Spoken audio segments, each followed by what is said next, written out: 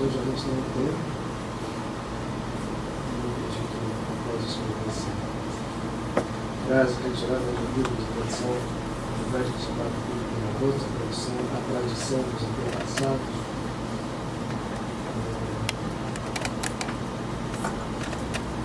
E esse é um tema muito interessante, quando o nosso amigo diz pedindo que abordasse. Eu estava pensando e pretendo ver se eu consigo encaixar, até porque acho que é possível, a Parashá com a expressão, a porção, desculpa, da Torá que rege esta semana. Se estiverem alguns de vocês estiveram conosco na semana passada, nós falamos disso. Essa semana é muito importante, porque a Parashá que rege esta semana tem um aspecto prático, muito prático.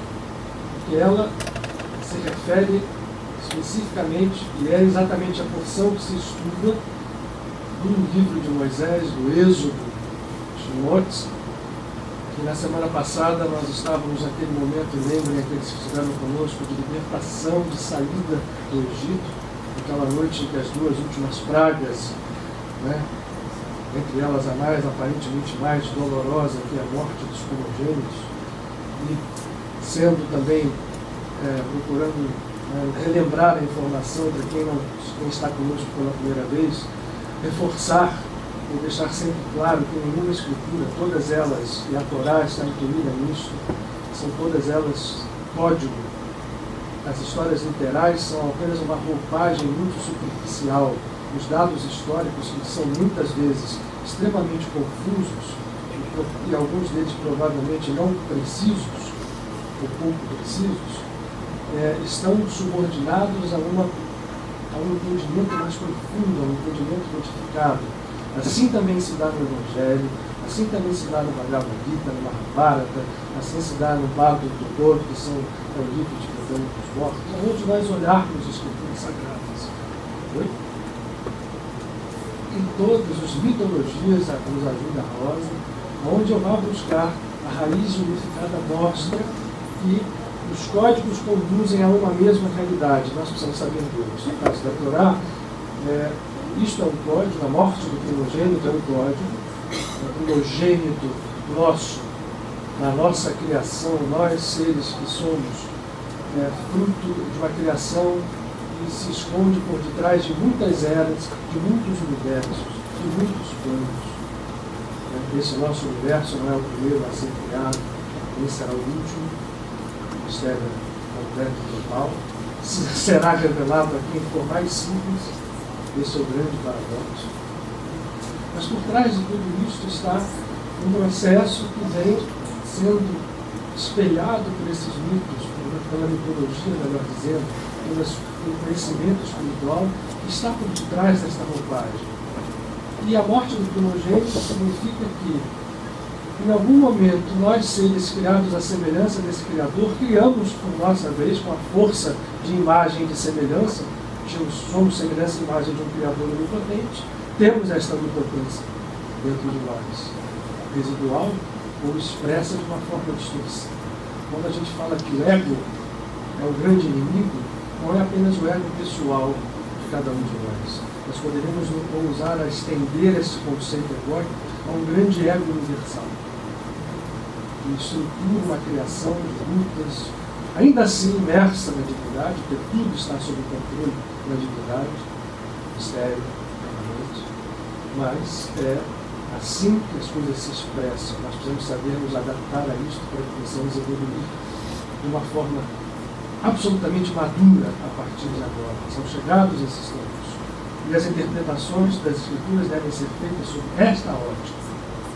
E aí nós estamos num momento de interpretação de uma escritura específica no livro do Êxodo, que na porção desta semana analisa, semana passada era a libertação, na porção desta semana é a saída do povo, né? Sobre a liderança de Moshe, de Moisés, e o povo encurralado no chamado Mar dos Juncos, né? Mar Vermelho. E essa semana quem acompanha as publicações do Kabbalah Center viram as pessoas que lá se fala de um outro nome desse mar, na verdade o nome literal da tradução hebraica, que é o Mar do Fim. Esse Mar do Fim é onde o povo inteiro se encurrala, a gente pode traduzir como aquelas barreiras, aqueles finais que nós pensamos existir nas nossas vidas. Aquelas barreiras aparentemente intransponíveis, as barreiras que nós temos certeza que não superamos porque somos condicionados a pensar assim. Não apenas pela nossa cultura, né, próxima, né, vivemos todos hoje num contexto cultural, num contexto social. Não, é uma tradição que vai muito lá atrás que nos faz pensar assim, que nos dá a sensação de impotência quando nós somos absolutamente semelhantes ao ser divinos, ou nos dá uma sensação falsa de potência, porque nós usamos esta força divina de uma forma distorcida. Assim são aquelas pessoas que se impõem às outras, desde um ditador, desde um líder que conduz pessoas ao seu bel prazer, que escraviza, até pessoas que escravizam uma, duas, três pessoas, ou escravizam a si próprias. Então, esta estrutura divina que nós temos, mal utilizada, ainda assim estará sempre ao nosso dispor. E esse mar do fim, que aquela, né, o povo chega à beira do mar vermelho, Moisés ali está com 600 mil pessoas, e os egípcios que de repente acordaram, saíram atrás com um exército altamente poderoso e os empurraram à beira do mar. E, naquele momento, o povo, mas tem dois movimentos. No primeiro momento ele clama a Deus. Então, logo depois, aquele clamor foi um clamor movido pela situação, e aí ele volta e não continua aquele processo, vai reclamar de Moisés. Você nos trouxe aqui, era melhor ter deixado no Egito, trouxe aqui para a gente morrer, ou afogado, ou vamos morrer sob a espada dos egípcios. Que libertação é essa? Transfere-se para Moisés a responsabilidade, Moisés vai à frente do divino. Vamos lembrar que essa história, como eu falei, é uma roupagem, e não necessariamente é precisa historicamente, é uma roupagem que está por debaixo, um código de sabedoria profunda que está por debaixo, daquela escritura que vai se encontrar com sabedorias de outras escrituras também. A gente encontra bastante identidade entre esse tipo de percepção e outras histórias mitológicas de outras tradições. Naquele momento, Moisés vai à frente de Deus e diz: e aí, o que eu faço? Ele também ficou. E começou, mas aí ele clama, ele começa a clamar. E ouve a voz de Deus dizendo: por que vocês estão clamando a mim? Por quê? Uma pergunta que parecia estranha, né? Se nós tivéssemos aquela situação, você não está vendo? A gente está aqui na beira de um mar, tem um exército vindo atrás e vai me matar. E é isso, por que nós estamos clamando? E a resposta que vem é: caminho. Estenda o teu cajado sobre o mar e entra. Moisés fez isso. Teve uma tradição, conta que um corajoso, né, chamado Nachshon, resolve andar. E ele vai avançando no mar sob o olhar estupefato de todas as outras milhares de pessoas que estavam ali.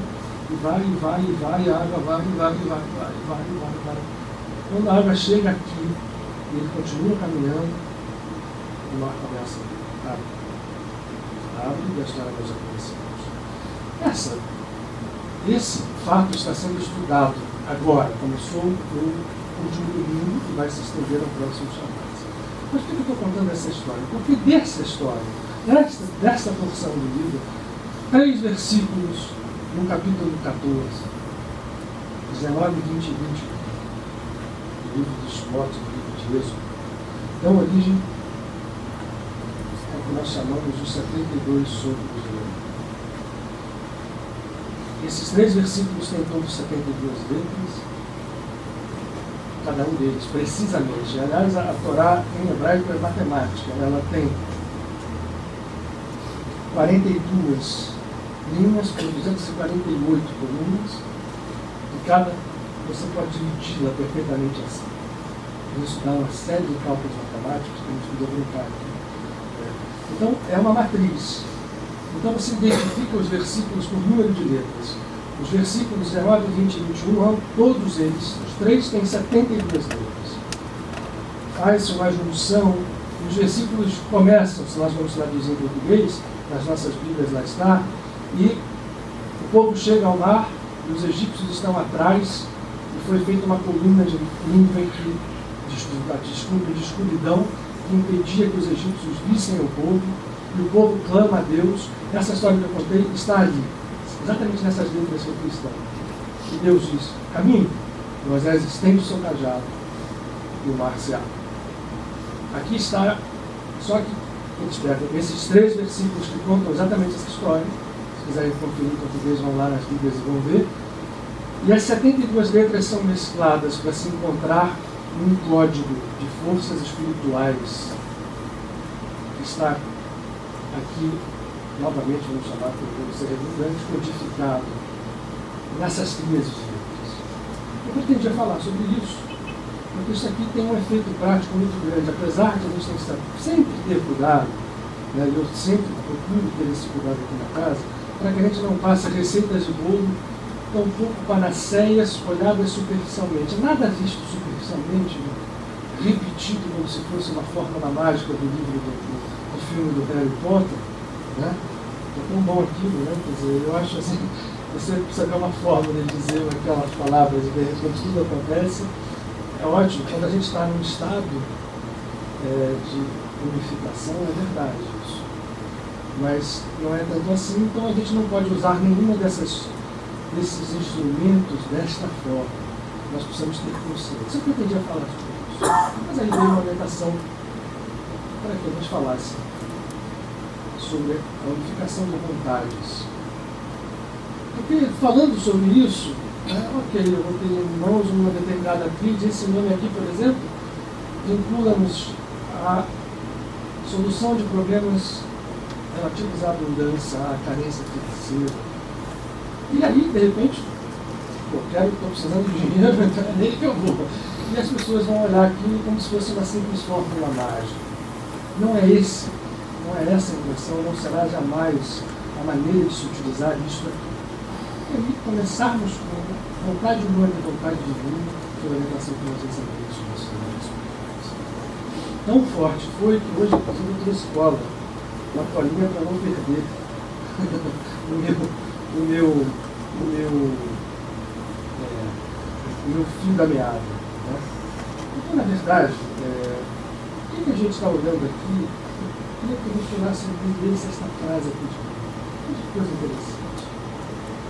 Anule a sua vontade ante a vontade do Eterno, e a vontade dos outros será anulada frente à sua.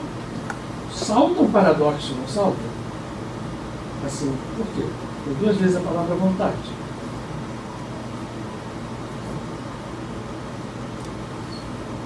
Se eu anulo, vamos olhar por partes, o paradoxo vai saltar. Se eu anulo a minha vontade ante a vontade do Eterno, e fiz isso, por que eu continuarei a ter vontade e a vontade dos outros será anulada à frente da minha? É isso? Salta o paradoxo. Esse é o grande ponto do nosso trabalho. Na verdade, nós estamos acostumados a enxergar assim, porque isso aqui tem uma sabedoria muito grande, profunda posta. Porque não há paradoxo nenhum. Nós estamos acostumados a entender que a vontade do Eterno, a vontade de Deus, a vontade do Pai, é algo que está lá com o Pai. Aquela figura criadora que tem um plano, uma vontade determinada por nós. E quando a gente se posiciona em um modo de estar entregando a nossa vontade à vontade de Deus, isso tem uma aparência muito boa. E na verdade não é uma coisa ruim, não. Longe de ser isso. Só de que forma nós fazemos isso? De que forma nós entendemos ser entregar a nossa vontade à vontade de Deus? Quase sempre, quando alguém toma esta atitude interna e diz isso, quase sempre isso está vinculado a uma posição de desistência, de entrega, de resignação. Isso pode ter um lado muito bom. Mas, como nós vivemos no ego, quando eu estou dizendo isso, normalmente eu estou abrindo mão, entregando a Deus algo que eu não consegui fazer, ou não consigo, ou não quero mais, porque o meu ego entrou em conflito com várias outras coisas, várias outras forças, e eu entreguei a Deus aquilo que a minha vontade não pode fazer, faça-se a vontade dele. Mas no momento que eu estou fazendo isso, ainda que seja com as melhores intenções, ainda que nós estejamos nos resignando a coisas que não podemos mais controlar externamente, dizendo, faça-se a vontade de Deus, no fundo, o significado que perfunde essa ideia é de que existe algo chamado vontade divina que está completamente fora, está entregue a um ser onipotente, onipresente e que determina coisas à nossa revelia. Ora, é um passo muito delicado, porque as coisas acontecem na nossa vida, nós não podemos mudar aquilo, então a vontade de Deus se fez. É verdade. Nós vamos destrinchar mais isso juntos. Vamos chegar lá. Aqui todo mundo pensamento ruim para a gente já surgir essa vibração. Ora, anule a sua vontade. Se eu anulei e entreguei a vontade de Deus, por que eu preciso continuar tendo vontade? É o paradoxo? Não. Aonde é que a gente vai trabalhar? É isso aqui. Não existe esse paradoxo, porque quando eu faço isso aqui de verdade, e não da forma como eu agora expressei, que nós fazemos de que forma? Faça essa vontade de Deus. Eu sei quando ouço essa expressão, eu venho aqui essa cabeça da gente baixa. Mas não de uma forma reverencial, de uma forma de entregando, né? Passei adiante para Deus fazer aquilo que Ele quer. Até aquilo que eu não concordo, que acho que não é justo, acho que não tem que ser, mas Ele quer, assim vai ser. Mas vamos continuar então a ler. Anule a sua vontade, gente, a vontade do Eterno, e a vontade dos outros será anulada frente à sua. O que tem escondido aqui dentro desta frase? O segredo é a pedra de toque para aqueles que querem se realizar espiritualmente e fazer um trabalho que leva ao resultado, e dá o tema a essa nossa conversa de hoje. O que está sendo dito ali é: anule a sua vontade. E que vontade é esta? Uma vontade vinculada. Eu vou rabiscar da pouco minuto aqui, aquele ego que nós falamos. Anular a vontade do ego ante a vontade do Eterno não significa abrir mão de movimentar forças internas nossas, ou seja, de exercer uma coisa chamada vontade.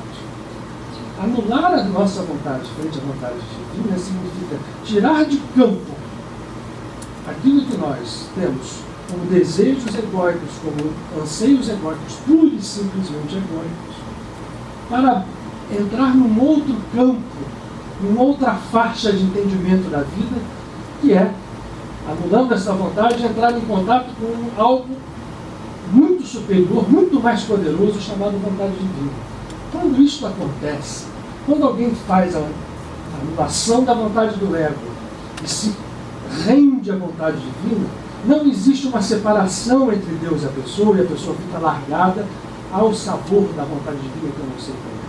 Quando existe esta anulação feita de uma forma consciente, a nossa vontade não se separa da divina, pelo contrário, nós tiramos as cascas egóicas da frente, e a vontade divina, ao contrário de se separar, ela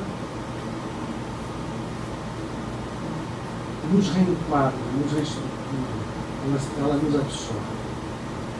Quando isto acontece, e aí onde está a negativa do paradoxo, eu não fico simplesmente alguém nulo no mundo, sem desejo, sem nada, uma espécie de zero à esquerda das coisas.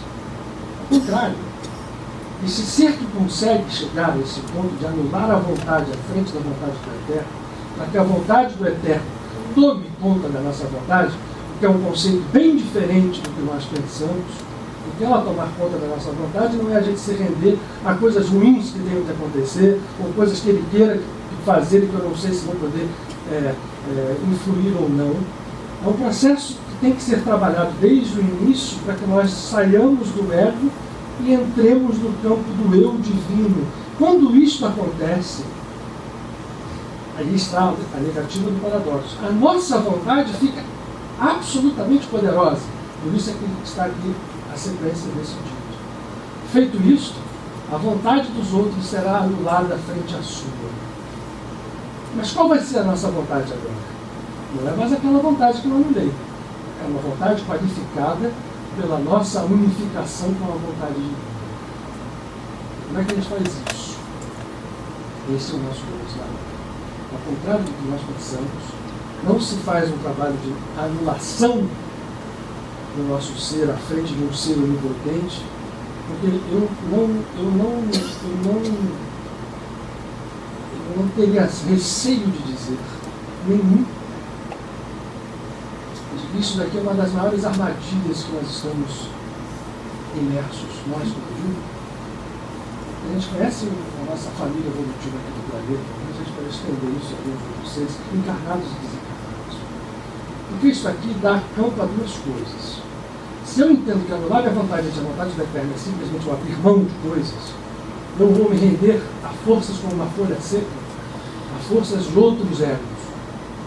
Vou me render ao domínio de outras forças egóicas como a minha, mas que estão, ao contrário daquele que se deixa levar, aqueles que tentam impor, aquele que escraviza o outro, aquele que procura dominar, aquele que procura fazer. Então, eu saio de uma coisa aparentemente fazendo uma coisa boa, porque estou me rendendo à vontade de Deus, mas é um engano. Eu não estou me rendendo à vontade de um Deus eterno superior. Quando eu abro mão daquele estilo egóico de o meu ego então larga para a vontade de Deus, ele vai fazer o que quiser, seja bom ou seja ruim, eu estou abrindo mão da vontade verdadeira, que é a vontade divina, que está ali latente dentro de nós, para entregar o meu ser, a minha vida, as estruturas de forças, a outras forças egóicas, que têm origem em outros campos, que têm origem em planos invisíveis, que têm origem em outros encarnados como nós, que estão ali vibrando.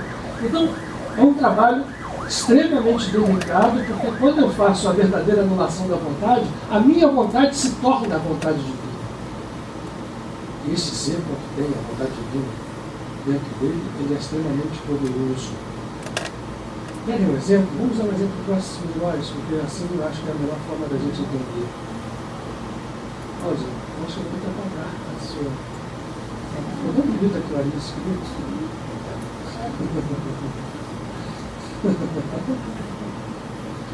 Então, deixa eu ver se eu acho um suprir tudo aquilo que eu tinha escrito aqui. Muito bem. É isso mesmo.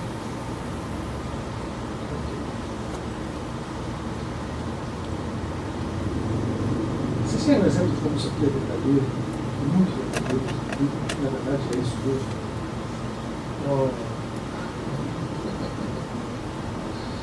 Todo mundo guardou, eu preciso se escrever porque é uma figura conhecida de todos nós.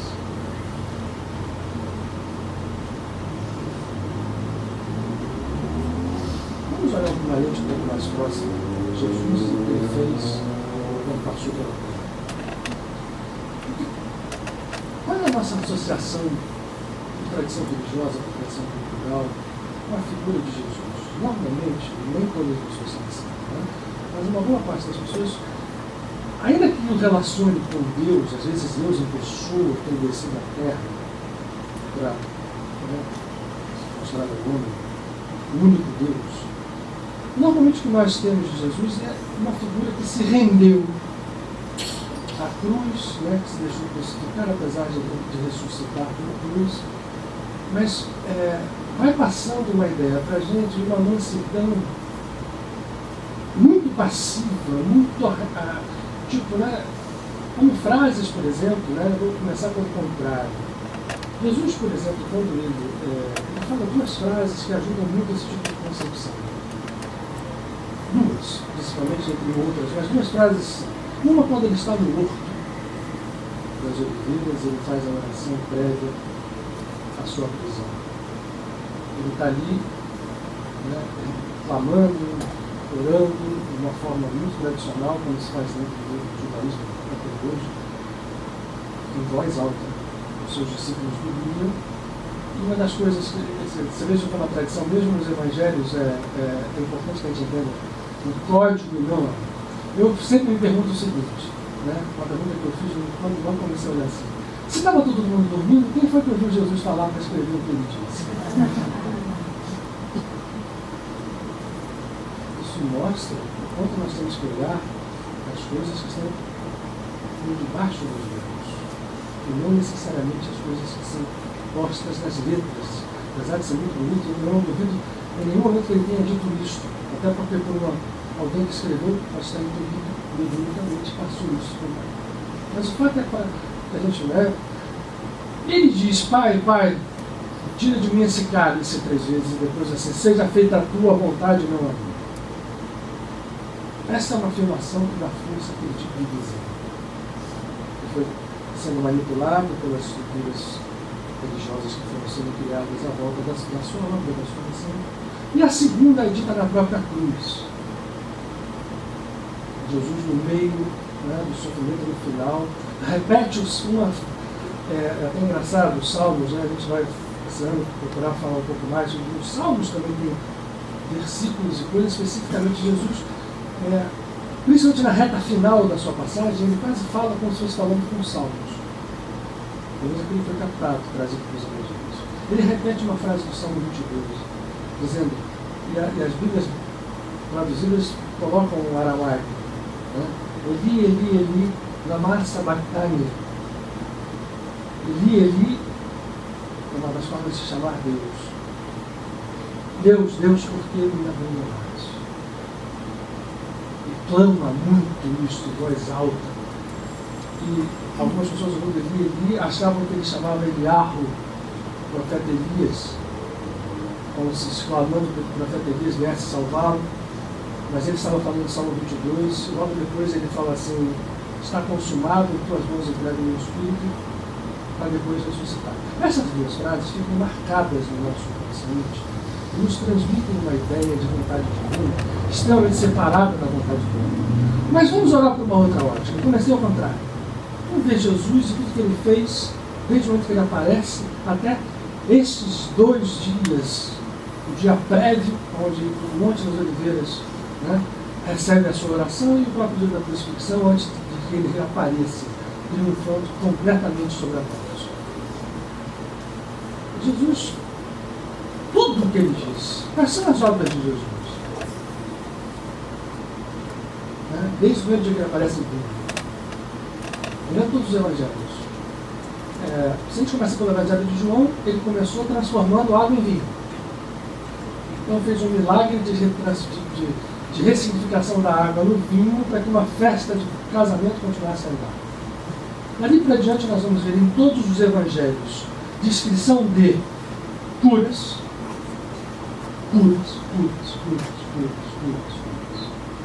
ressurreição de pessoas. A filha de Jair, a filha do chefe da sinagoga, a filha de uma viúva, do mesmo modo de Elias, e que no final, culminando na ressurreição de um amigo seu, Lázaro, irmão de Marta e Maria, em que Jesus, eu vou pontuar com uma outra frase que ele vai dizer. Ele para na frente, depois de chamado, ele vem andando em direção a Jerusalém, e quando Marta e Maria chegam chorando, dizendo que se Jesus tivesse aqui, não tinha morrido, ele para na frente da tumba, levanta os olhos e conversa com o Pai, dizendo: Pai, eu sei que tu me ouves sempre. Sei disso. Mas estou aqui pedindo isto a ti para que não eu, mas para que esses que estejam à minha volta entendam o que nós estamos fazendo. Você entra, olha para o leva e dá um grito forte: Lázaro, vem para fora. E Lázaro pega Caio e o homem sai todo encontrado. Olha como é paradoxal. Jesus diz uma coisa: eu sei que tu me ouves sempre. Olha essa frase. Vamos botar as suas obras. Curas, curas, curas, curas e ressurreição. Abundância. 2 multiplicações conhecidas nos evangelhos de pães para que milhares de pessoas pudessem comer. Do nada. Não do nada. Porque aí há um processo que vai nos ajudar a entender essa história de vontade humana e vontade de Deus. Havia, ele pergunta aos seus discípulos, quando dá de comer essa gente? E os discípulos vêm dele e falam assim, como? Tem 5.000 pessoas aqui fora e a gente não somos dois, isso quer dar de quê? O que vocês têm?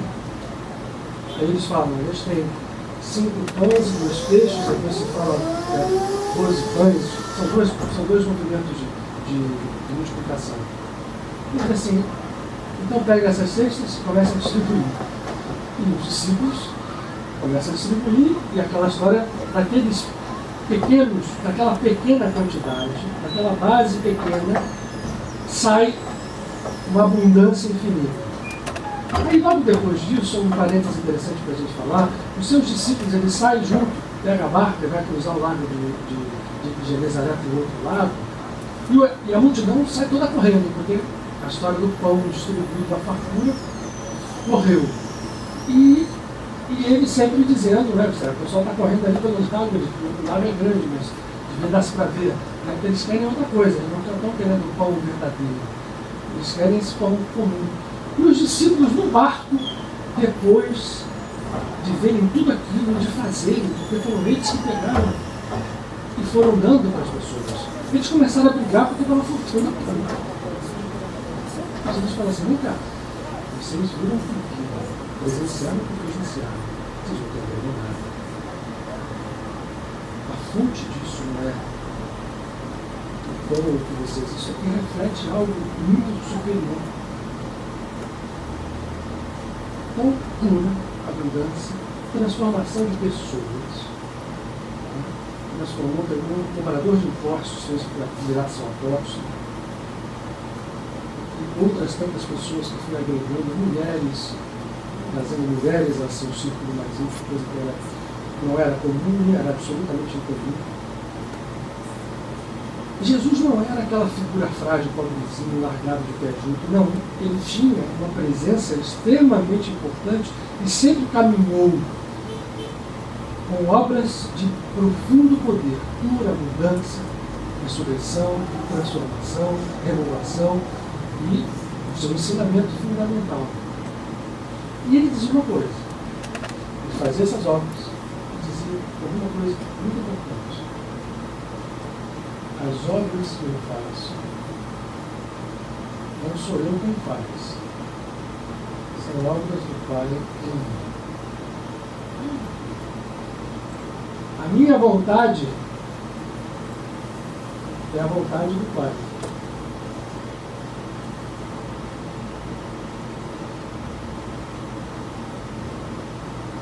E depois culmina com a grande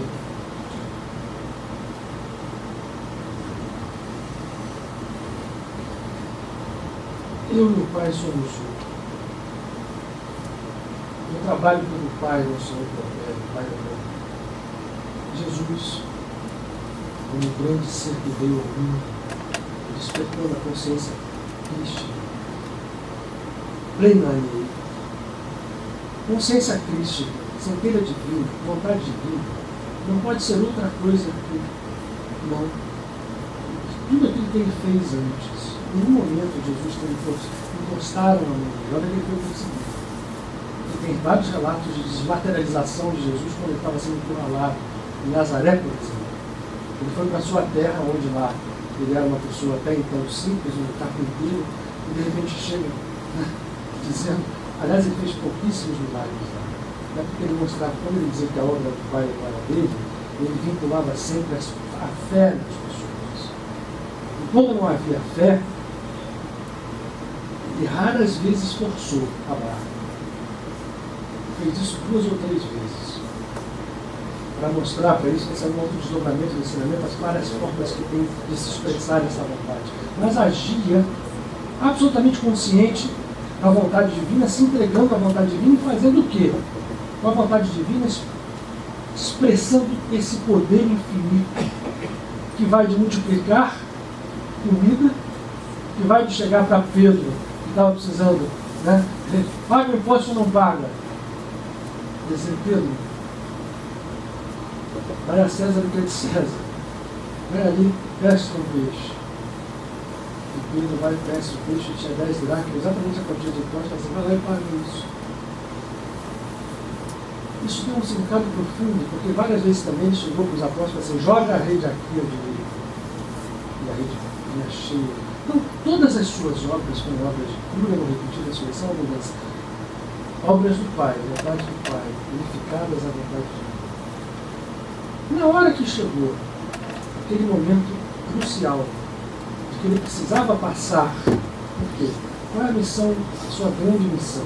Não é ser Deus e comandar o mundo, ser o governador do planeta. Não interessa isso para as entidades que chegam a um determinado grau de desperta a consciência como está o Cristo. Em Jesus. A sua grande missão foi dizer, olha, tudo isso que eu faço, essas obras todas que eu faço, quem estiver desperto fará iguais ou maiores. E vocês têm dentro de vocês essa mesma luz que eu tenho. O Espírito Santo, quando vier, vai deixar tudo claro para mostrar que o príncipe deste mundo foi julgado. Já está julgado. Já está afastado. O príncipe deste mundo é exatamente aquela estrutura egóica que nos comanda, seja para nos manter lá embaixo, né? Resignados, achando que Deus está distante, eu tenho que me largar minha vontade na mão de Deus, é me largar, deixar de ter vontade. Ou, ao contrário, o polo oposto dessa história, são polos em conflito, de querer dominar desbragadamente como se fosse um Deus que comanda pessoas, que comanda, né, uma empresa, que comanda um país. Ânsia de poder se estende em vários níveis. Jogado sobre essas duas forças, esse é o príncipe do mundo. Já está julgado porque nós vamos saber exatamente o que fazer. O que ele mostrou foi isso. O que se deve fazer é exatamente isso. E qual era a última coisa que se tentou fazer o tempo inteiro com ele? Esse príncipe do mundo, essas forças que procuram controlar. Quando um ser desses aparece, vai colocando, né, ele poderia, unificada que está a sua vontade e a vontade divina, fazer coisas, tanto que se questionou ele, foi para a cruz e as pessoas, você não sai daí, você não fez isso, não ressuscitou o outro, não parou a chuva, não andou na água, não fez ações de milagres, não sai. Por quê? Aquele último momento, ninguém cortou um pedaço, ninguém tocava nele. Ele saía exatamente ninguém, porque quantas vezes ele entra no templo para questionar aquela casta sacerdotal que estava presente ali, que nada tinha a ver com a espiritualidade judaica. Que era igualzinha àquele que depois se reproduz em Roma, dentro do chamado cristianismo. Os sacerdotes estão ali, como estavam depois em Roma, como de repente, vão estar em quaisquer instituições, organizações que acreditam que religião é algo que nos salva. Ou que estruturas, dogmas, doutrinas, seja alguma coisa que nos salva. Nada exterior nos salva. Então, naquele momento, aquela casta sacerdotal queria o tempo inteiro matá-lo. E ele diz, olha, na hora certa vai acontecer. Por quê? Vai ter que acontecer para o último passo. Ele sabia. O último passo dele era se deixar entregar à morte para mostrar que até a própria morte não tinha nenhum significado frente a uma compreensão de vida muito mais ampla. Não é que ele foi se ressuscitar, só ele ressuscitou, como muitas doutrinas acreditam, para que depois as pessoas despertem e ressuscitem como ele. Não. A ressurreição de Jesus é para mostrar o seguinte: mesmo a morte não mata. Krishna diz isso no Bhagavad Gita. E ele dizia também antes, assim, vocês estão vendo que mata, ele pode matar o corpo. Então ele se entrega ao último sacrifício para mostrar, primeiro, que a morte do corpo não mata ninguém, ele volta inteiro 3 dias depois para mostrar isso. Inclusive materializado. Daí onde está a confusão da ressurreição da carne. Não é apenas um espírito sobrevivente. É alguém que dominava com tanta perfeição. Paramahansa Yogananda depois veio nos esclarecer que isso na Índia era tão comum, e é ainda, né? Se conseguir desmaterializar, comandar a matéria ilusão. quando o Espírito está presente, consciente, pleno. Portanto, se pode fazer cura, se pode realizar milagres, porque se controla essas coisas. Ele sabia que naquele momento a morte era necessária para cumprir um processo de mostrar triunfo sobre a morte. E mais, a passagem dele no monte, clamando, ele, naquele momento, ele deixa, ele diz, aí sim muito bem a tradição cristã, que Jesus foi o homem de Deus. E o Filho do Homem é uma denominação interessante, que tem a ver com as 4 criaturas que aparecem ao profeta Ezequiel: o homem, a águia, o boi e o leão. Quando você se chama de Filho do Homem, são as 4 vinculações, as 4 estruturas do ego básicas, nas tradições ocultas. Quando alguém se denomina Filho do Homem, ele está vinculando aquilo que o homem expressa com muita precisão, que é o ego elaborado. Aquele Filho do Homem vai se entregar. Vai se entregar mesmo à prisão e à morte física, para, ao morrer, ele está a aparecer pleno, que já aparecia. Ele faz apenas como que um movimento educativo entre o sofrimento físico. Muitas pessoas, por que existiu? Mas o que é o sofrimento físico para alguém que está nessa elevação espiritual? Ele deixa transparecer aquele momento de aparente fraqueza para dizer: faça essa sua vontade, não a minha. A vontade de quem? Do Pai, sim, mas não é daquele Pai dissociado. É o Pai que estava dentro dele, sempre esteve. O Pai vive em mim, eu e o Pai somos um. Tudo que eu peço você faz. Ele sabia que se ele quisesse sair daquilo, ele faria esse movimento. Mas naquele momento ele se deixa ser homem, filho do homem, ego, como nós somos naqueles momentos, a gente clama. Mas quando ele se aquieta e levanta, chama os apóstolos, vamos embora que a hora é chegada, e já vem a guarda para prendê-lo, ele naquele momento já está absolutamente, novamente, dentro da sua estrutura crística plena, e apresentando ao mundo mais uma lição de que, ok, há momentos que a gente pode fraquejar, mas o momento de fraqueza não significa que você está entregando a um Pai uma vontade que você não tem controle. Ao contrário, ainda que a morte do corpo tenha aparecido, 3 dias depois, simbolicamente, esse número é muito forte, ele recupera, se mostra inteiro, dizendo: o que adiantou me matar? Nada disso funciona. Isso não invalida todos os movimentos que ele faz. Isso é que nos importa quando a gente fala em unificação de vontades. Os 3 anos que ele passou só realizando obras de plenitude. Então, Jesus não chegou, ele não ficava para as pessoas consolando assim: ah, que tadinho, você está doente, assim que você tem que ficar mesmo, o Pai quer isso para você, o karma é esse, o karma é aquele. Ele não fez isso nenhuma vez para ele. Ele chamava as pessoas, olhava, conversava, percebia o grau de despertar que ali acontecia e realizava a cura para mostrar que quando nós fazemos o nosso movimento, esta centelha crística que estava vibrando nele, era capaz de agir, de realizar, vai fazer esse trabalho em nós também. Seja através de um outro missionário, de um outro mensageiro, ou até da nossa própria ligação com ela, independentemente de um outro canal. Existem outros canais, porque na verdade tudo é um. Mas quando nós entendemos esse processo, essa centelha desperta, nós entramos num outro padrão e as coisas vêm a nós e a nossa vontade passa a espelhar a vontade de Deus. Nós estamos transformando aos poucos naquilo que Santo Agostinho diz, depois de muitos anos, já bispo de Hipona, depois de ter passado pelo mosteiro, ter passado por tudo, ser transformado num cristão, ele que era maniqueu, ele diz: não há necessidade de cristãos, há necessidade de Cristos. A necessidade de que cada um de nós seja um Cristo, porque é isso que nós somos. Apenas dormindo, apenas entregando essa vontade, muitas vezes achando que a vontade do Pai é isso. E como não é, nós precisamos rapidamente tomar posse da vontade divina. Aí é que entra as contas. Como eu posso me transformar em alguém que expressa a vontade divina? Há um caminho a ser feito. Isso também não se faz por estado de Deus. nem por uma bênção pura e simplesmente. Se faz por um trabalho interno. E os trabalhos internos não são, aparentemente isso pode parecer, então é algo que está a quilômetros, a galáxias, luz, outras dimensões de tempo, de espaço, milhares de reencarnações à minha distância. Mas não é assim que se mede o tempo quando nós vamos amadurecendo a nossa visão no âmbito cósmico. No âmbito cósmico, é como está no Salmo 90, aos olhos do Pai, 1000 anos são como a vigília da noite.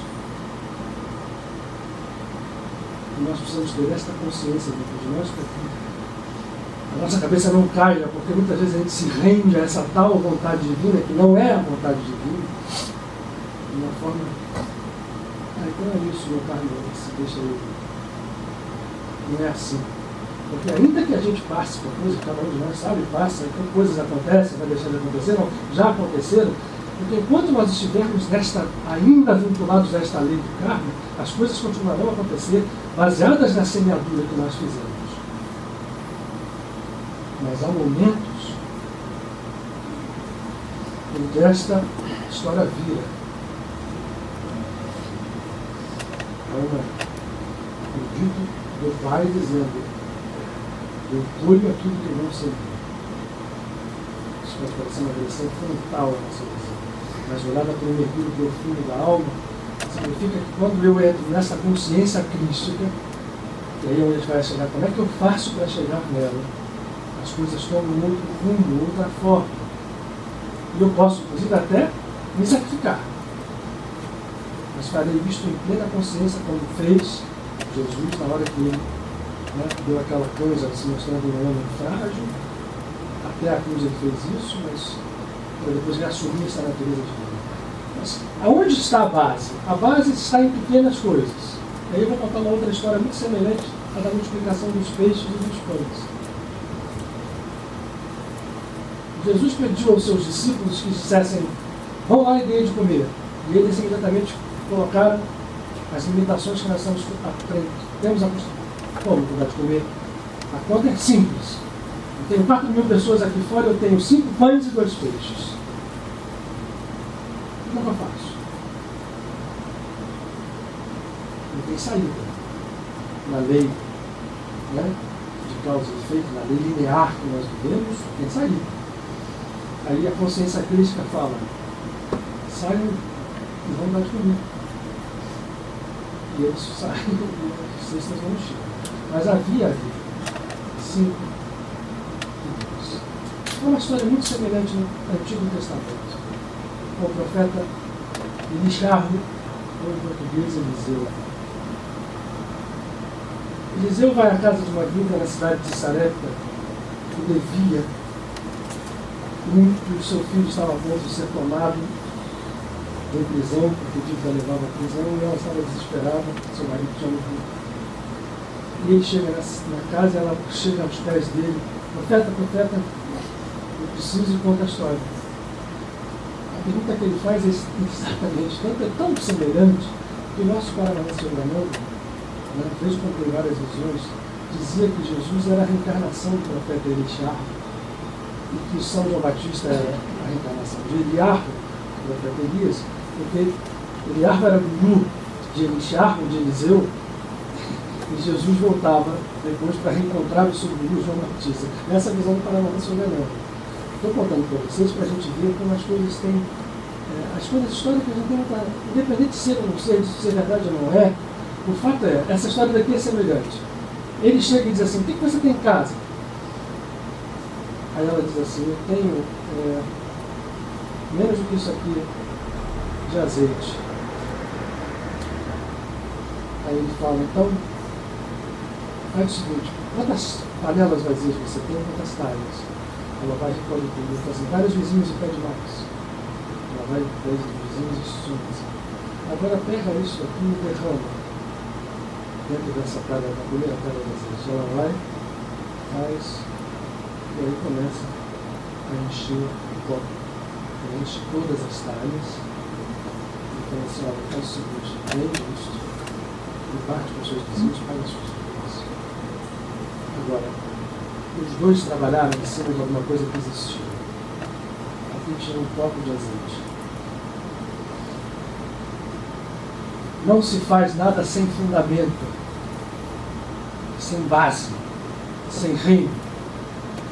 Isso aqui é um símbolo, é claro. Nós precisamos criar dentro de nós algo onde se estabeleça esta lei. Para que o milagre possa acontecer, para que as coisas possam surgir, para que nós possamos passar por sobre os nossos obstáculos e saber controlar a nossa vontade, juntar a vontade divina até para saber renunciar. Porque as renúncias verdadeiras são aquelas que se fazem quando você podia ter o oposto à sua disposição. Não é uma renúncia porque de repente não tem outra saída. Isso não é renúncia. Portanto, a vontade continua existindo. Eu preciso ter uma base. Qual é o código desta base aqui? 3 coisas.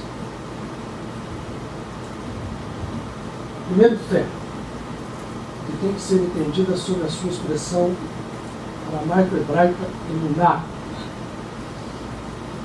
Não é a fé no sentido de uma crença, eu acredito em Deus, mas eu tenho fé que isso pode acontecer. A fé que isto pode acontecer, ou é uma fé muito... Eu preciso de ter certeza. Jesus foi muito categórico quando ele diz: você tendo emuná, você diz, esse monte sai daqui e vai para lá. Ele usou uma figura forte de propósito. A mulher curada, né, ele parou naquela história que todo mundo já conhece, a mulher que sofria há 12 anos. A Rosa pode dar bastante significado esse símbolo. 12 é o ciclo completo. Ela tinha feito o quê? Naquele momento, 12 anos de sofrimento significava o seguinte: ela completou a roda da lei inferior. Ela tinha, naquele momento, estava pronta a se libertar da visão carne. Mas ela continuaria sangrando, ainda que ela estivesse apta, se ela não tivesse feito o movimento que ela fez. Eu vou encostar nas vestes, no seu talinho, no zip do seu talinho. E ela foi se esgueirando no meio da multidão, encostou. Jesus para e fala assim: alguém me encostou. E os apóstolos, absolutamente, que isso? Você está maluco? Alguém? Há milhares de alguém aqui lhe agarrando, né? Os popstars naquele momento. Alguém pensa, não. As pessoas não tocaram, mas ninguém me encostou. As pessoas que encostaram em mim, mas ninguém me tocou. Quem foi? Acho que ele já sabia. E a mulher tinha ficado boa imediatamente, ela encosta e fica curada. E aí ele diz assim: quem foi? Ela vem com a história dela. Ela fala assim: a tua fé, a tua certeza. Ela foi movimentada, foi movida pela certeza absoluta de que ela. O código disso é: quem é Jesus? Jesus é exatamente essa centelha divina, é o Cristo dentro de nós. O ego, representado por essa mulher, depois que roda a roda de 12 anos, ele tem essa possibilidade. Nós todos já rodamos rodas de 12 anos aqui, muitas rodas. Estamos fazendo, inclusive, rodas redundantes. Temos condição de fazer o toque. Precisamos da certeza que nos mova. Isto é fé. No meio da história tem uma balança chamada esperança, que também é muito mal entendida. Porque a esperança pode ser vinculada àquela história da vontade divina. Não, eu tenho uma esperança de que as coisas... Então eu vou esperar. Eu já vi uma coisa muito interessante. Esperar não tem nada a ver com... A esperança não tem nada a ver com o verbo esperar. Quem espera, né?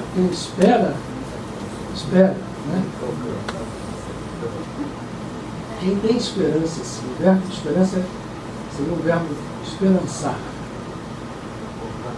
Esperança está vinculada à fé, porque na hora que eu tenho esta fé e ainda não aconteceu, essa esperança vai se mover junto com ela. E o terceiro, o maior de todos, a base é onde nós vamos trabalhar.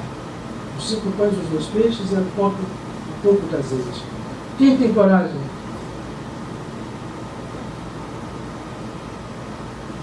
De seguir realmente pelo caminho do amor incondicional. Porque o caminho do amor incondicional, ele nos pede algumas coisas. Todos os grandes mestres falaram: as renúncias ao ego levam para nós instituirmos dentro de nós uma percepção de não julgamento. E não julgamento é não julgamento. Não significa que eu absolvo alguém. Quando eu absolvo alguém, eu estou julgando o absolvo. Não julgamento é não condenar nem absolver. Não julgar é amar pura e simplesmente.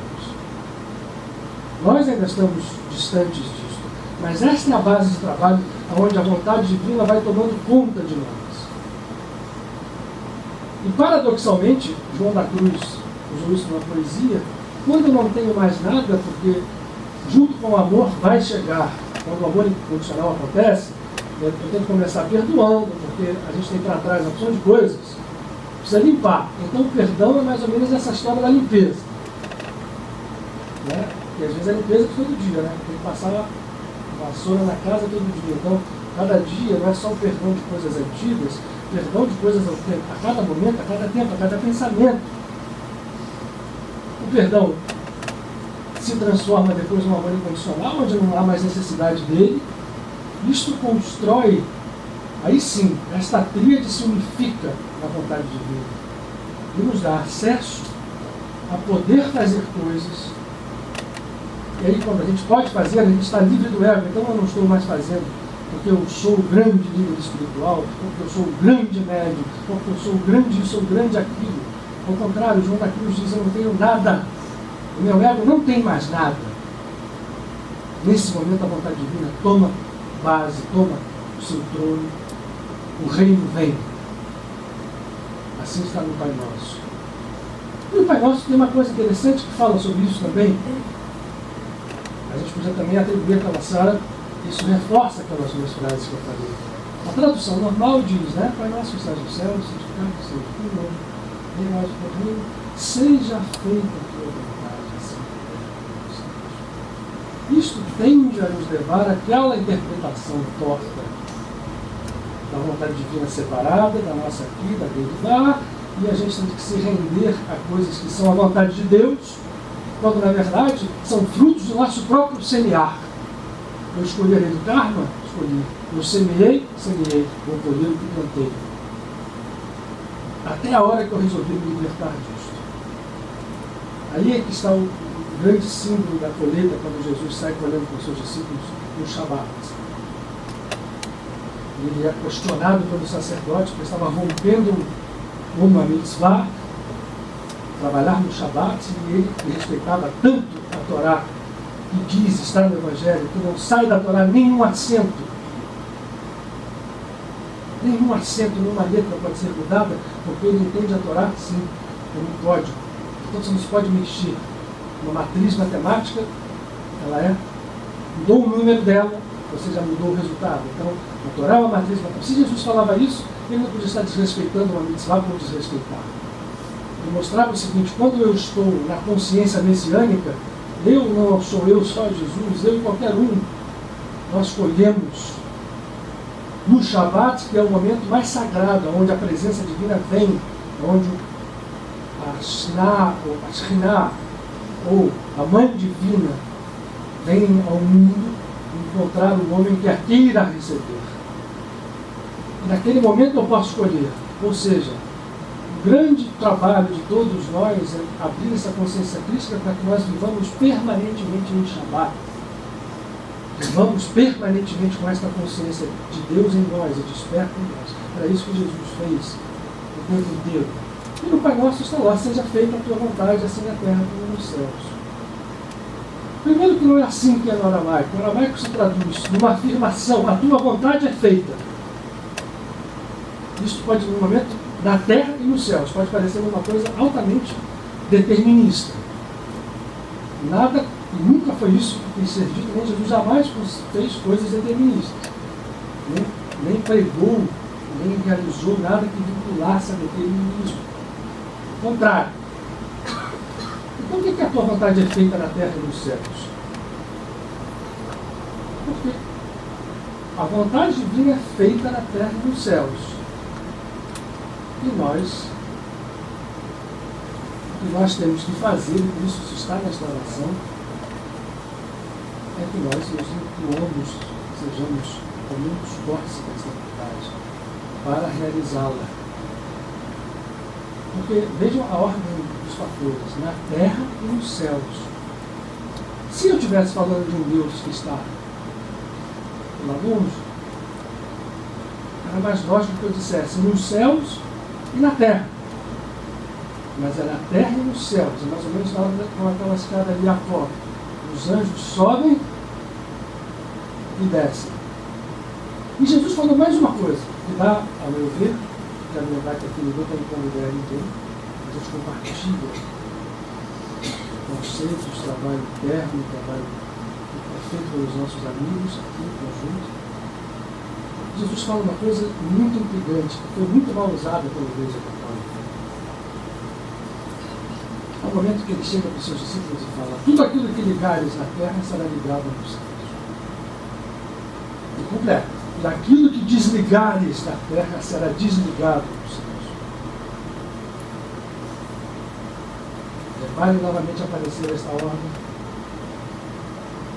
terra, céus. O que significa o quê? A base do trabalho. Terra não é a terra só. Terra simboliza tudo aquilo que nós somos, o nosso ego, aquilo que nós construímos. Eu preciso fazer o trabalho aqui, eu preciso movimentar aqui, e esse meu movimento vai repercutir nos céus, porque na hora que a vontade divina é feita, uma oração, quando eu estou clamando, eu peço: tua vontade é feita, mas eu peço o maior filho. Ela é feita na terra, através de quem? Tudo aquilo que ligares e desligares, estava se referindo a nós. Não vamos abdicar disso, mas não vamos tolamente enganarmos nesses caminhos do ego, que levam a uma distorção dessa vontade, ainda que haja poder nisso, porque se tudo é divino, é claro que em algum grau, o grau até de um líder destrutivo, vai haver expressão de poder, para quem dá poder a isso. E nós temos que sair disso, achar o poder na sua base verdadeira e fazê-lo acontecer na terra. Porque os céus vão refletir isso. Na hora que isso é feito aqui, é feito lá, e nós estamos cumprindo a nossa missão, não sei se essa palavra é cabe, mas cumprindo a nossa natureza de filhos de Deus, não mendigos, não servos. Servo se eu quiser ser. O filho pode se tornar servo, mas jamais perde a sua identidade de filho. Não há esse filho.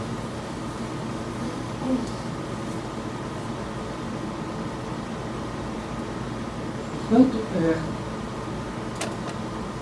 a gente precisa saber que esse caminho do amor incondicional, com a fé e com a esperança, nos leva a começar a perceber a vontade divina na sua verdadeira natureza, e a nos valer dela,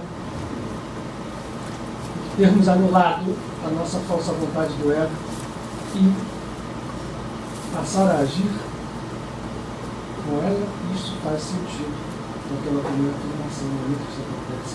Nenhuma vontade mais tem poder frente à nossa, até porque ela não é mais nossa, é a vontade divina. A nossa vontade, a expressão da vontade divina, anula todas as outras.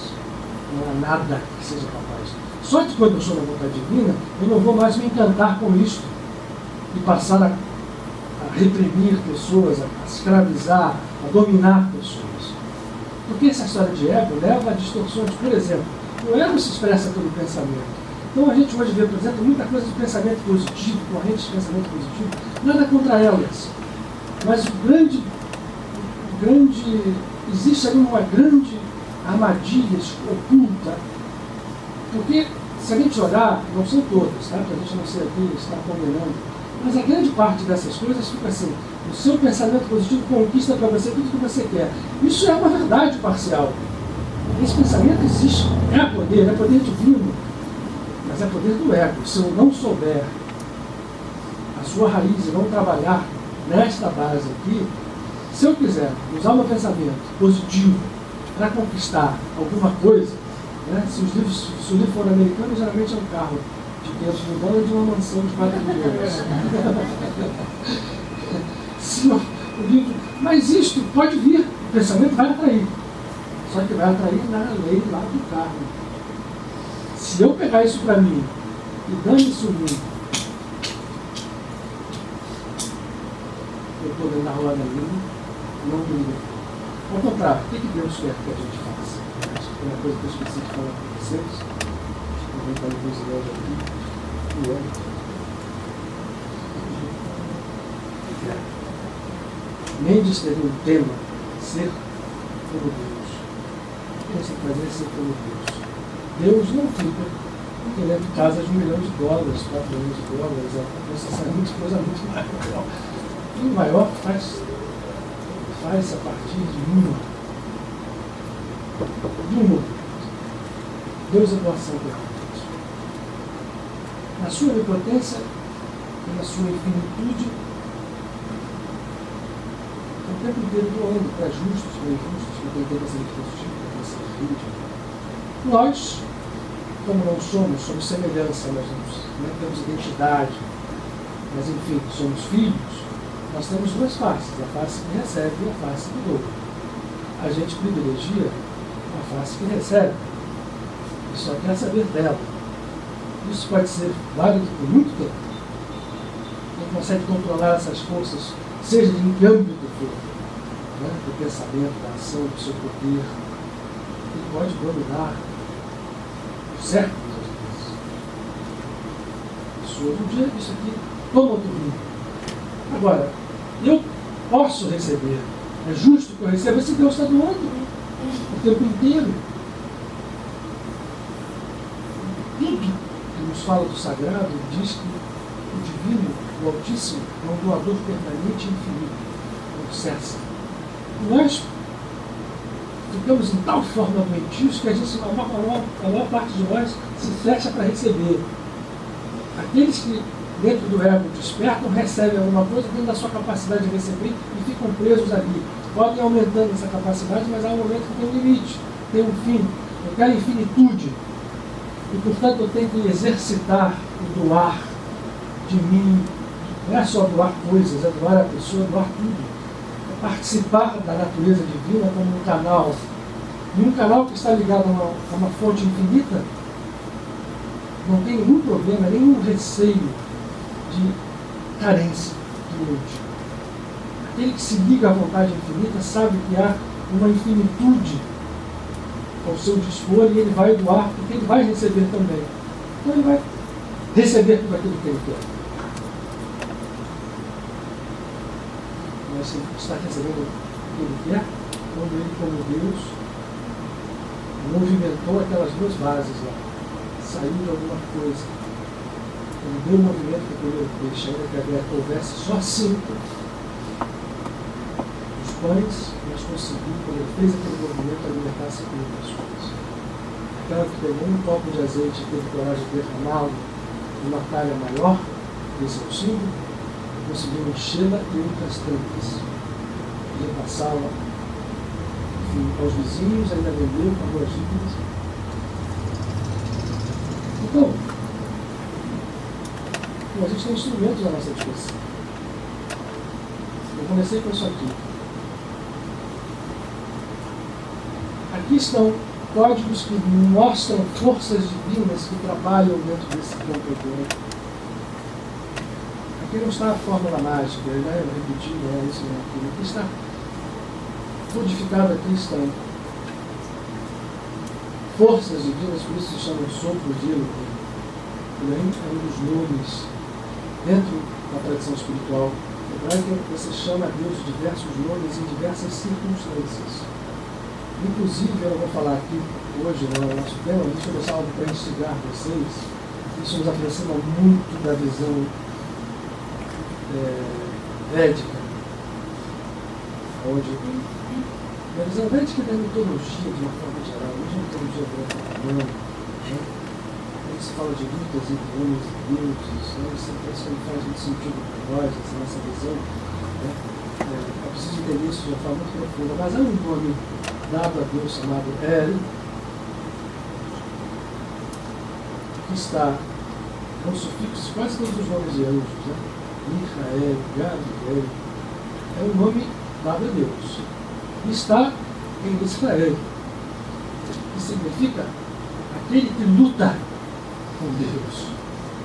Olha, essa luta se dá num momento crucial, eu já falei isso aqui para vocês, na briga de Jacó com o anjo e com Deus.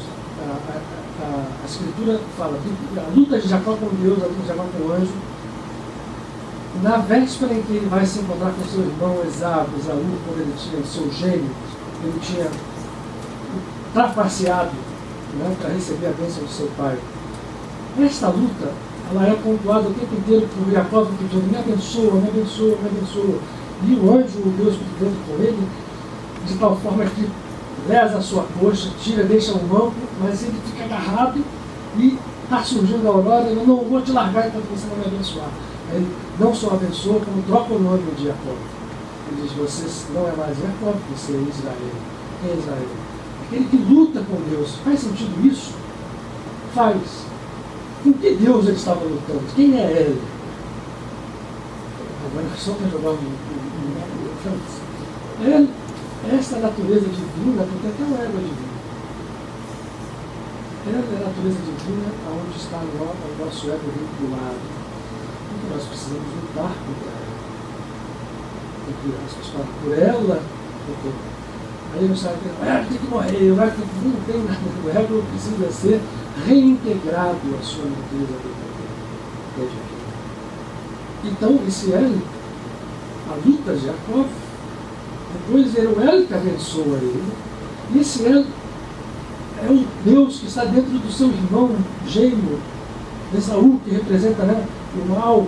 No dia seguinte, os dois vão se reconciliar, vão se abraçar, vão se beijar. Porque naquele momento, Jacó entendeu que ele lutava contra alguma coisa que era gêmea dele, que era ele mesmo, era o anjo do Senhor. Na hora que ele entende isso, ele pede a bênção, o seu oponente é abençoado por ele, e ao ser abençoado por ele, ele ganha o status de comandar todo um processo simbólico de regeneração da humanidade. Ele, o reino, são as forças criadoras desse mundo, é uma das formas de chamar Deus, que são plural. E os 72 sopros são forças que estão estruturadas e que lidam diretamente com as nossas necessidades.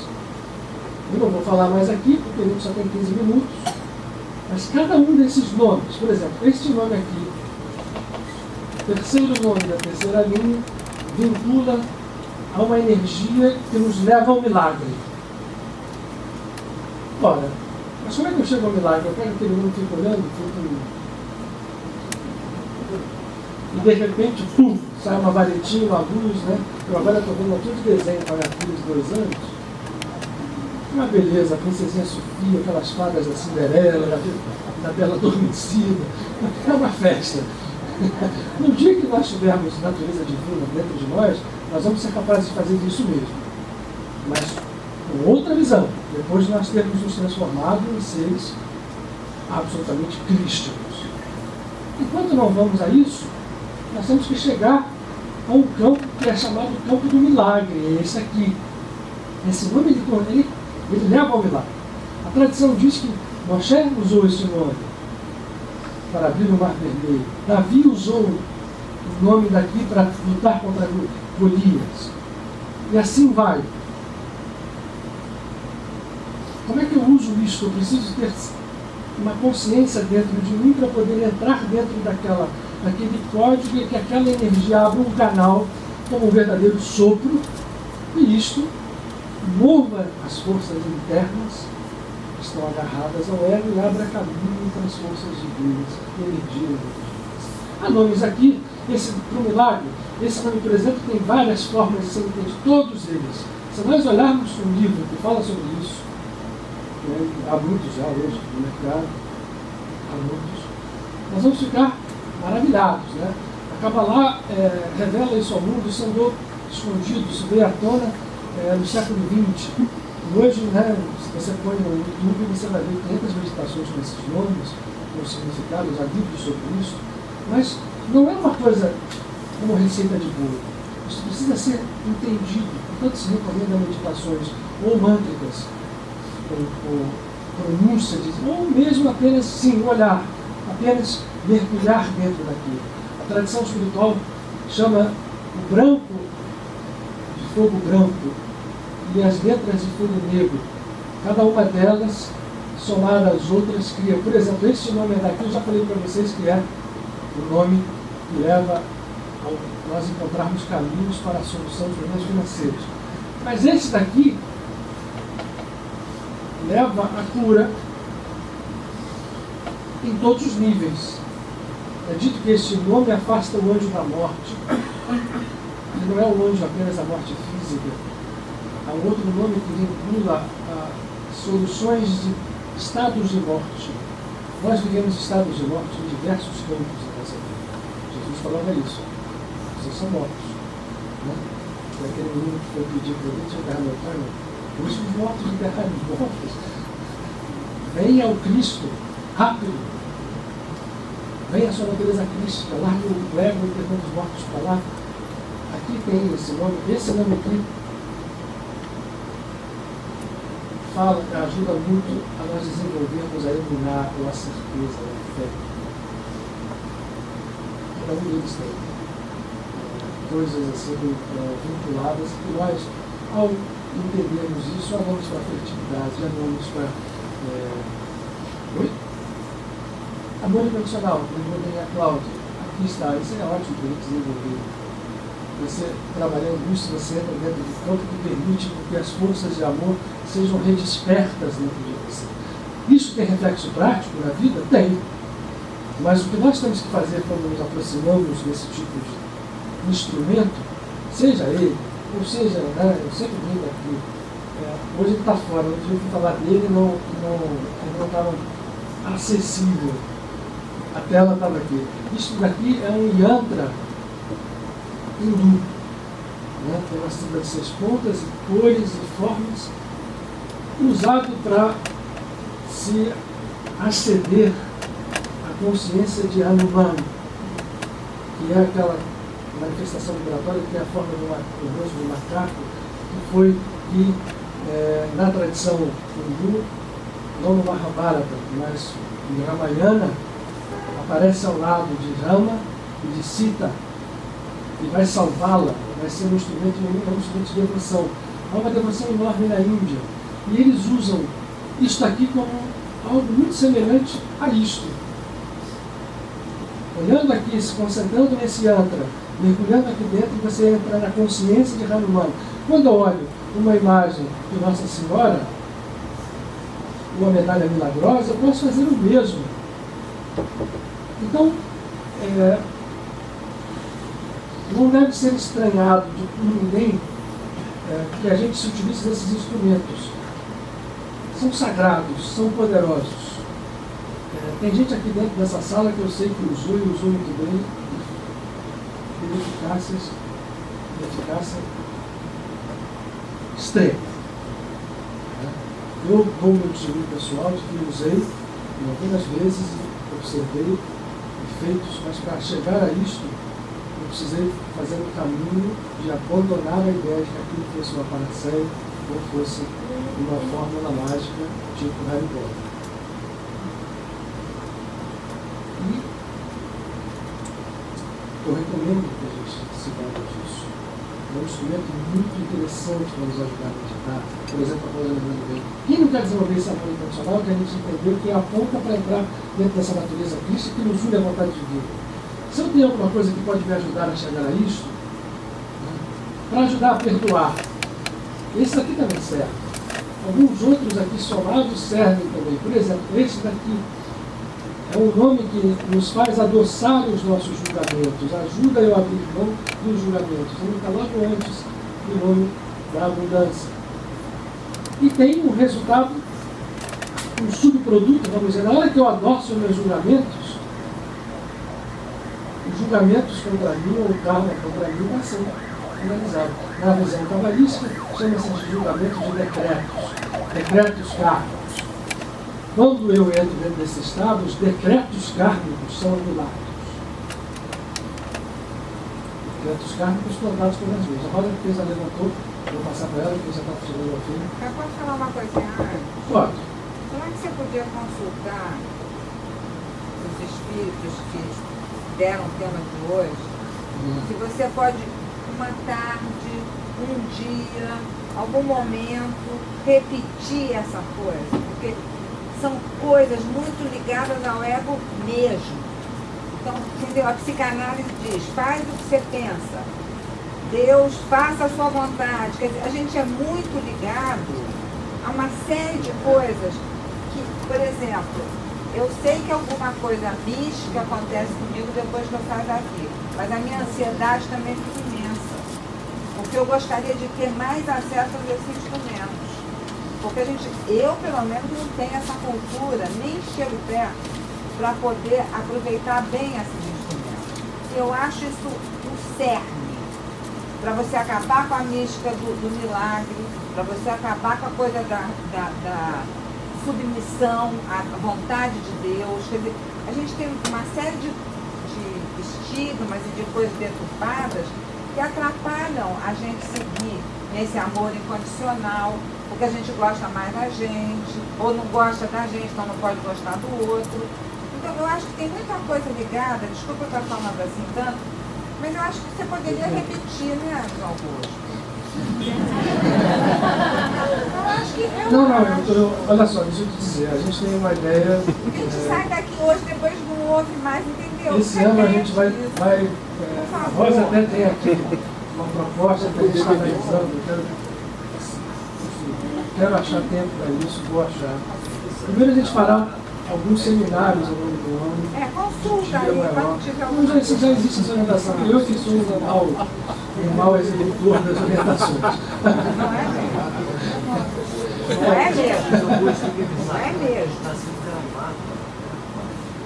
Não, mas não está suficiente na gravação. Tem uma série de coisas que eu vejo que você gostaria. Não, é isso. Não, é isso aí. Outra coisa que é uma sugestão da Rosa é o oposto, que nós eu não quero tudo hoje. grupo. É que você tem tanta coisa que você tem vontade de desdobrar que você não pode, porque a gente não vai está achar tempo fazendo para um isso. dia. Criar um grupo. Eu não quero tudo hoje. Para Exatamente o estudar contrário. coisas assim. Tudo bem. Exatamente Ótima o contrário. sugestão. Só que quero dizer que, na verdade, eu que não executo bem, essa orientação já existe aí. Não, para com isso. Deixa eu confessar isso para vocês. Rosa, vai falar no microfone. Você fala baixinho? Atualmente, o saiu de Escorpião e entrou em Sagitário, começou a fazer um aspecto tenso, um aspecto muito fica muito característico. Esse é o seguinte: a sua palestra toda foi feita para isso, foi para dizer como que nós podemos usar esse aspecto com essa palestra. Eu fiquei impressionada, então eu acho que quem te inspirou foi nosso trabalho.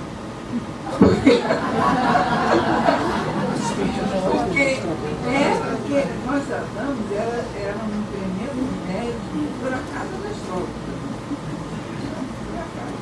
Ele disse, não tinha a ver com a sua porque você deu a resposta quando você comentou sobre esse aspecto, isso é um aspecto difícil. Mas tem muitas saídas.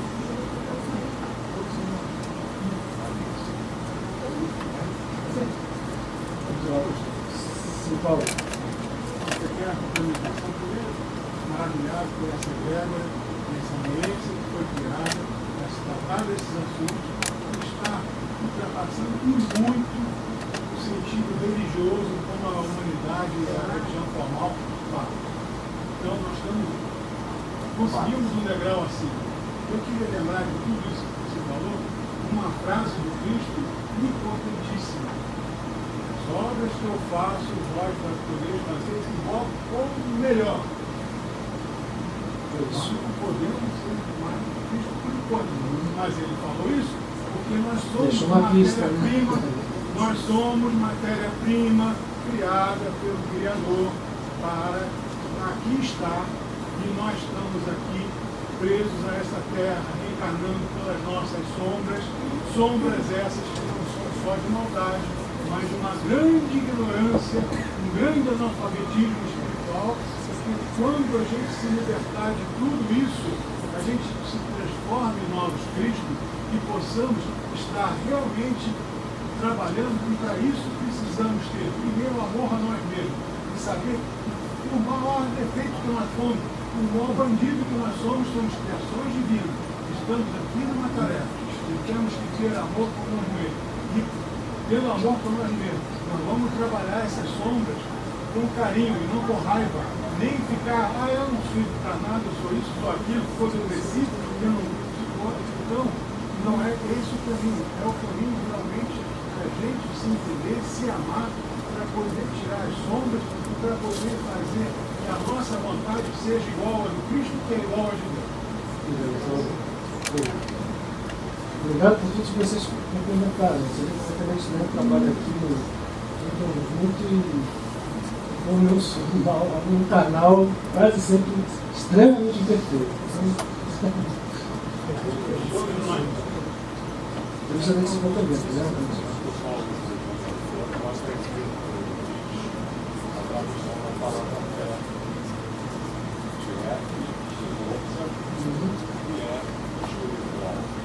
Essa força espiritual está dentro de nós. Ela não é de fora para dentro. Dentro disso, essa reforma íntima, esse viver Deus, não viver Deus, viver Deus, literal na palavra. Isso é fé, isso é confiança. E na oração de São Francisco, do ar, mentaliza isso o tempo todo. Mas as pessoas cantam como se fosse um mantra, quando precisa ser colocado em prática, doar. Havia, só para a gente também se lembrar, somos boa lembrança também, e a gente tem que ter sempre cuidado de estar cada dia fazendo a nossa chuva permanecer acesa. Um grande mestre racismo que nos ajuda, a Rosa fala em Nostradamus, e ela fala com propriedade, é isso mesmo, ser realizado, ser iluminado, ser que nos ajuda muito.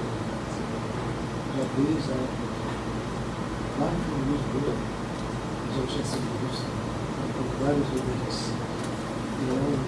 A gente se entende de um sabe? O previsor, astrônomo, no sentido de uma coisa contrária, um grande sábio, grande espírito.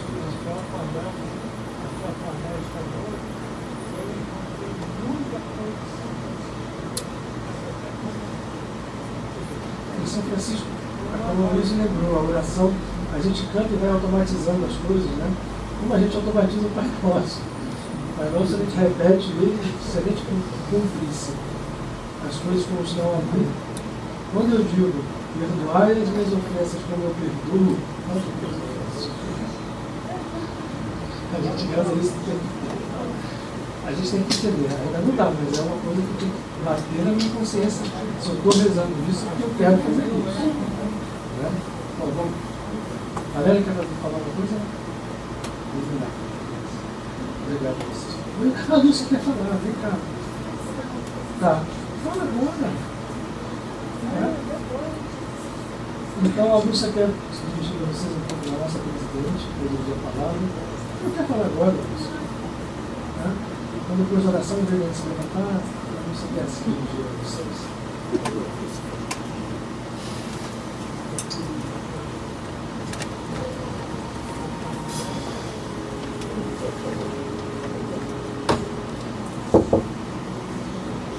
Coisas que ainda me surpreende bastante, no sentido de a gente para pensar que há tantas companhias espirituais de seres que possuem esse dom da ubiquidade por estarem em níveis de consciência muito superiores ao nosso, que aqui, como hoje nós sabemos, sempre tantas vezes outros irmãos que estão aqui conosco, a gente para pensar que razão, o mérito não é. mérito que a gente não tira de lado. Se não é mérito, pode ser uma grande visão de estilo, no sentido de balançar a gente completamente forte. Isso nos leva a entender que a nossa caminhada de todos nós não é uma caminhada curta. Nós já temos na feira do tempo certamente uma soma de experiências ao longo desses amigos, ao lado deles, e que hoje eles estão aqui puxar nossas mãos, para que nós possamos fazer aquilo que importa fazer. Uma só coisa importa. Foi o que Cristo Jesus disse a Marta enquanto Maria. Marta percebeu que Maria tinha enxergado e entendeu que ela também poderia, fazendo aquilo que fazia, e não da cara, fazer aquilo que ela fazia dentro desse espírito. Estar aos pés, permanentemente de Cristo, ungir os seus pés, com óleo, misturados no seu caminho. Para que esta reverência aos pés de Cristo, que simboliza o reino, possa esta reverência fazer com que o reino venha a nós. Nos tomar por completo e fazer com que sejamos nós, na nossa vez, instrumentos desse reino. Sendo assim, cada dia, cada minuto, menos do que possamos contar em forma de tempo, seja movido em nós pelo esforço de abraçar, de rogar a este anjo, a presença divina em nós, que se manifeste, que nos transforma, nos desperte de uma vez por todas, curando, iluminando, abrindo para que o milagre que é ela sim, ele sim, o milagre da lei natural, do ser que se testifica, ele possa se manifestar em nossas vidas. Que nós façamos se manifestar na vida de nossos irmãos.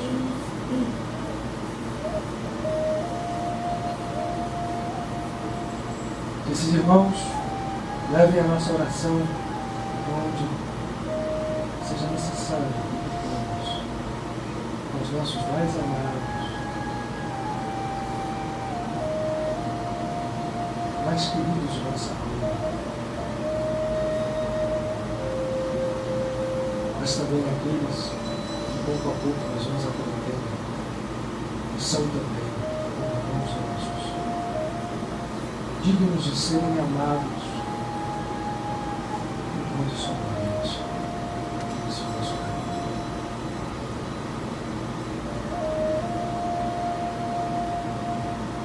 Com a luz infinita, a paz,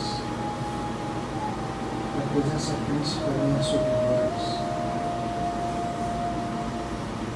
Abençoe os nossos filhos, pais, maridos, mulheres, irmãos, irmãs, amigos, amados. Esta palavra cresça para que cada ser nesses universos infinitos seja percebido dentro de nós mesmos a unidade do Espírito, de fogo que sempre será santificado.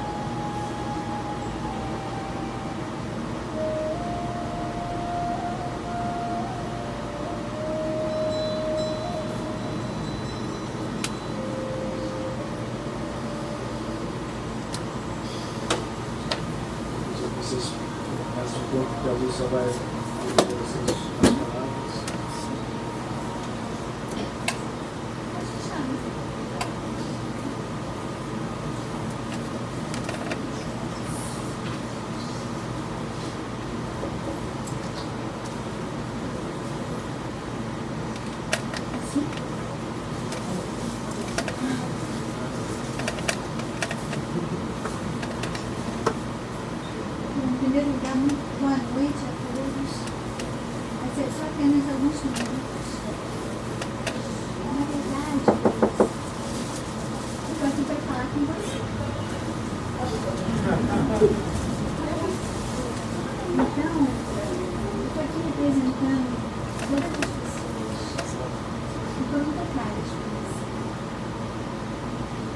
sua amorosidade, sua gentileza, a sua doçura, pela sua paciência, pela sua determinação, porque você um dia ter acreditado nesse preparo. Tenho certeza que foi muitas superações para realizar esse sonho de cada dia, sonho nosso casal. Então, gostaria de saber expressar os sentimentos que tem no meu coração por você. Eu tenho certeza que vou ter uma conquista com todas as pessoas que ouvem e que recebem tudo pelo abraço. Parabéns pra você!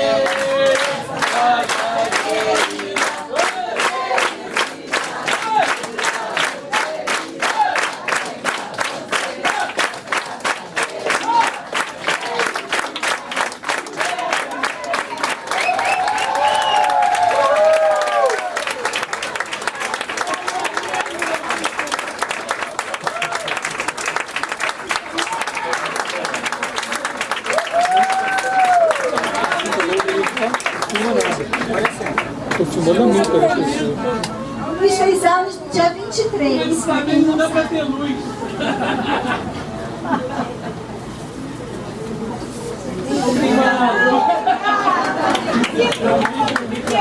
De nada. Vamos de novo. Parabéns pra você.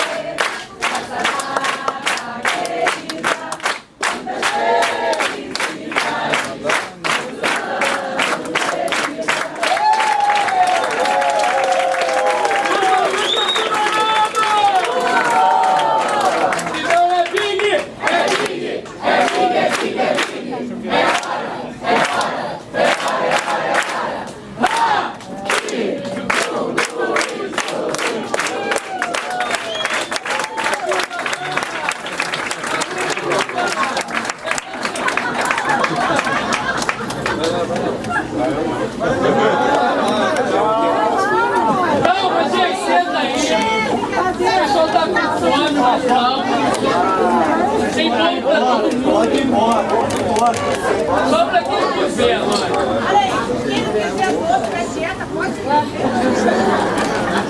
Esse bolo foi materializado lá embaixo. Tem um pouquinho de gosto de ectoplasma, mas não.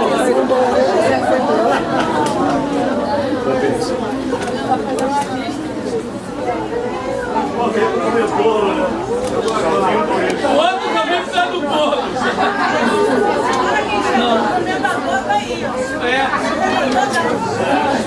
Ai, esqueci de cantar só parabéns pra Rosa Carmen também, gente. Agora parabéns pra Rosa Carmen. É hoje?